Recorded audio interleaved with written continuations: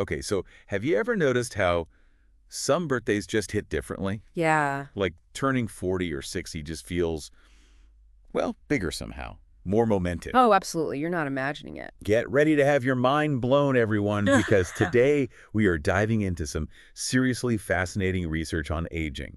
And it turns out it might not be all in our heads, that feeling. Right.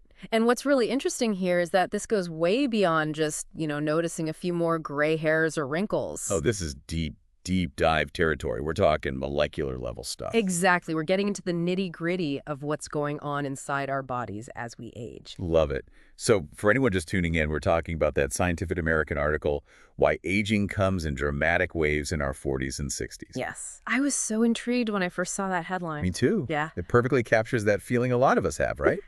But then the article itself, it actually breaks down this big research study from Nature Aging. Right. And this study, it wasn't your typical aging study. They followed over 100 people. Wait, how many? 108 to be exact. Wow, that's a pretty decent sample size. It is. And they track them for, get this, up to 7 years. Mhm.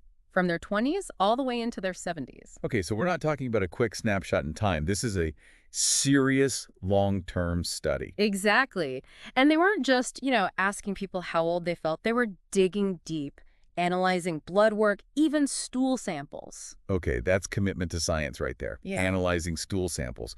But I guess that's how you get to the really interesting stuff, right? Exactly. And what makes this study so groundbreaking is the sheer amount of data they analyzed.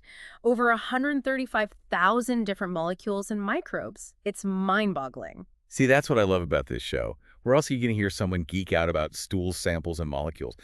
But seriously, all that data, it allowed them to look beyond those surface-level signs of aging and see what's actually happening at a cellular level, right? Absolutely. And what they found, well, let's just say it kind of throws that whole aging is a straight line idea right out the window. Okay, you've got to elaborate. What did they find? They found that aging doesn't happen gradually at a steady pace. Instead, it happens, well, in waves. Waves, like we're talking about a tsunami of aging at 40, because honestly, that kind of tracks with my experience. Well, maybe not a tsunami, but the research pinpointed 2 distinct points in our lives where we experienced the most significant aging-related changes, around age 44 and then again around 60. Oh, wow. Okay, so there's some serious scientific backing for why those particular birthdays feel like such milestones. But what's actually changing in our bodies at 40? What's going on beneath the surface? So at that 40-year mark, the study found a lot of changes related to muscle weakness and how quickly we bounce back from injuries. Ugh, yeah, tell me about it. Sprained my ankle this year, and it was a whole thing. And they also discovered that around 40, our ability to break down fats and, get this, alcohol starts to decline. Wait a minute, hold on. So that's why those hangovers seem to last longer these days. It's not just me being dramatic. Nope, it's not just in your head. Your body is actually processing those things differently. Okay, well, I'm simultaneously horrified and strangely validated by that information. But hold on, you said changes in how we metabolize fats, too. What's the deal with that? Well, that's connected to those lipid levels in our blood, and they play a big role in heart health. So maybe those 40th birthday checkups are even more important than we realize. Definitely a good idea to get those checkups. Okay, so big changes at 40. Got it.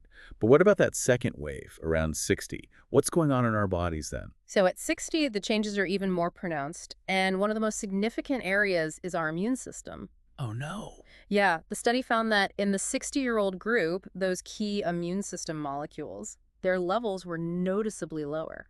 So basically, we become more vulnerable to getting sick. Unfortunately, yeah. Yeah. Okay, anything else changing at 60?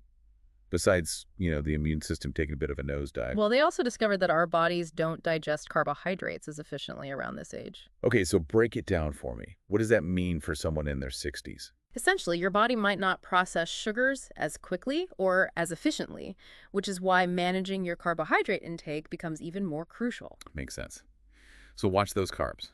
Got it. And we can't forget about the other big ones, heart and kidney function. They tend to decline around this age as well.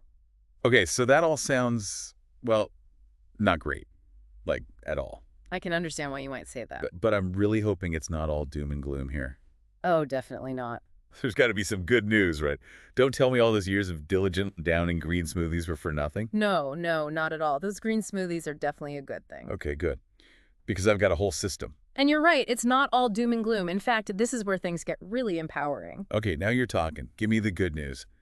What can we do to, I don't know, navigate these aging waves, surf them, maybe. I love that analogy, and that's exactly what it's all about, learning to surf those waves.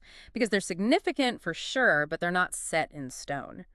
Your lifestyle choices, your habits, they have a huge impact on how these waves play out. So what you're saying is, it's not about stopping the waves, it's about learning to ride them. Exactly. You can't completely stop the aging process, but you can influence it. You can speed up or slow down these aging waves based on the choices you make.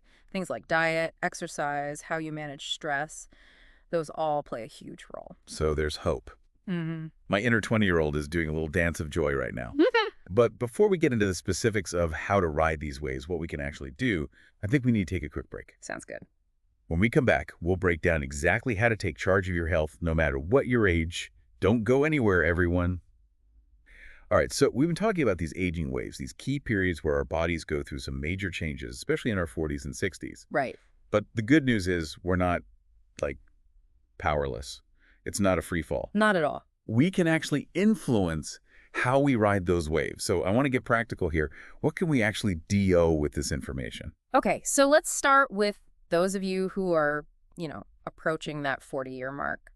Remember how the study found those changes in lipid levels and, was it heart health markers? Oh, we go. Right around that age? Right.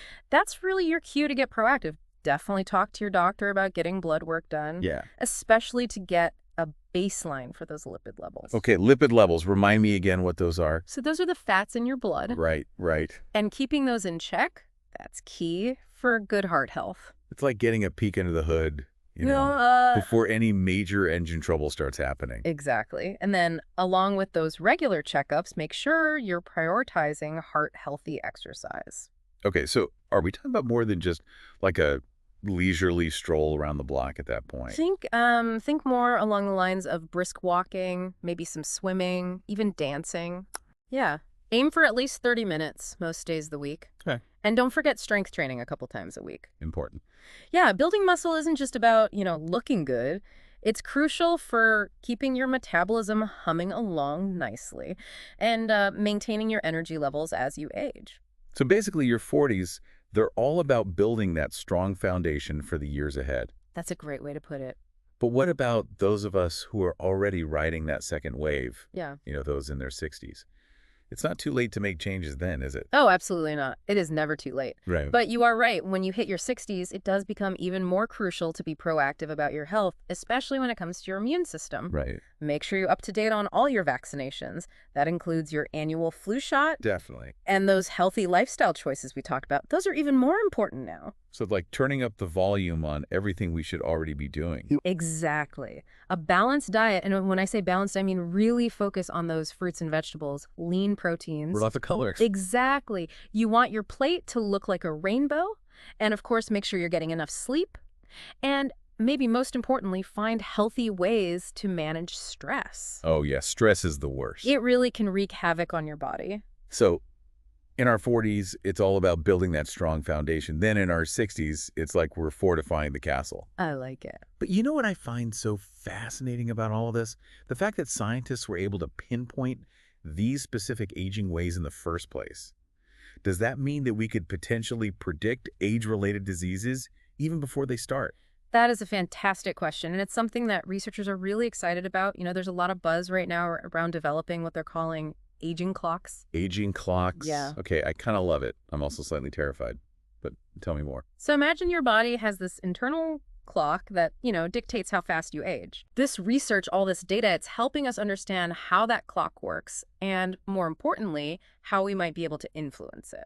Wow. So instead of just getting like generic health advice, we could one day have this much more personalized, almost like tailored understanding of our own aging process. That's the idea. And if we can identify those who are at higher risk earlier on, we can intervene sooner with more targeted approaches.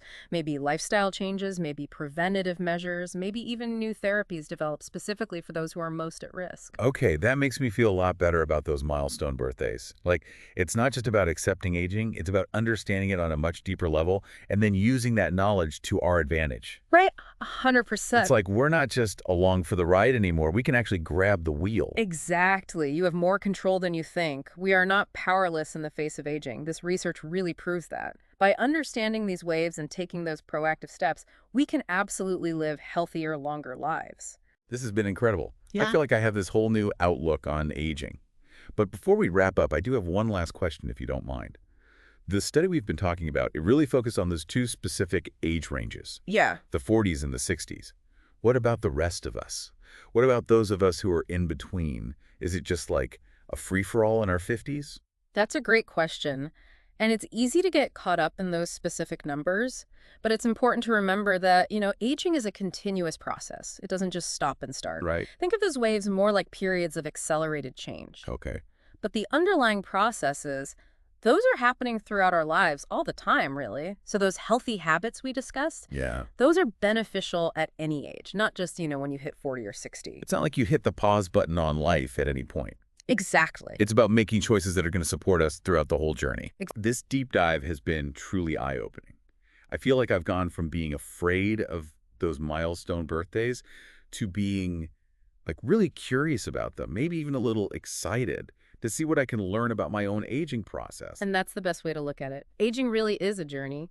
And like any adventure, it's much more rewarding when we approach it with knowledge, curiosity, and a healthy dose of optimism. Yes, to all that. So to all our listeners out there, no matter what your age, remember that you have more power than you think to influence your own aging journey. Keep learning, keep making those healthy choices, and as always, keep listening to The Deep Dive. We'll be back next time with more fascinating insights into the world around us. It's like we're not just passengers on this aging journey anymore. We can actually grab the wheel and maybe even, choose a more scenic route. I love that. And the more we understand about these aging waves, the better we'll become at navigating those routes. It really is a fascinating time to be studying all of this. So where do you see this research going in the future? What are you most excited about? Well, as we gather more data, especially long-term data, like from the study we've been talking about, those aging clocks, Yeah. I think those are going to become even more refined, more personalized. So you're saying one day, instead of just like waking up being like, ugh, I feel old today, there'll be like data to back it up. Exactly. That's both amazing and slightly terrifying. Think of it more like you're empowering people with information, right? Okay, yeah. Imagine being able to actually see how your lifestyle choices are impacting your aging process. And I mean like in real time at the molecular level. Wow. That kind of feedback, it could be incredibly motivating. It'd be like having a fitness tracker, but for your whole body. Exactly. But it goes beyond just tracking. I mean, this kind of research, it could lead to entirely new types of therapies that are designed to address those very specific changes happening at the molecular level, the ones that are actually driving those age-related diseases. We're talking about potentially moving from just treating diseases after they develop to actually getting ahead of them, maybe even preventing them altogether in some cases. Wow. That would be incredible. So from feeling intimidated by those milestone birthdays to feeling empowered by them, what a shift in perspective this whole conversation has been. And that's what's so important. Aging is a natural part of life. It's going to happen. But we don't have to just passively accept it. We can be informed, we can be proactive, and we can make choices that support us throughout that whole journey. This deep dive has been truly eye-opening. I feel like I've gained a whole new understanding of not just the science of aging, but what it really means to age well. And that's what we're all about here on the Deep Dive. We want to give you the knowledge, the tools to really live your best life, no matter what your age is. Yes, I love that. So to all our listeners out there, no matter what your age, remember, you have more influence over your aging journey than you might think. Keep learning, keep making those healthy choices, and keep those questions coming. Because the more we understand about aging, the better equipped we'll be to really make the most of all those extra candles on the birthday cake. Beautifully said. This has been another fascinating deep dive. We'll be back next time with more intriguing topics and, as always, insightful research. Until then, everyone, keep exploring, keep learning, and keep living curiously.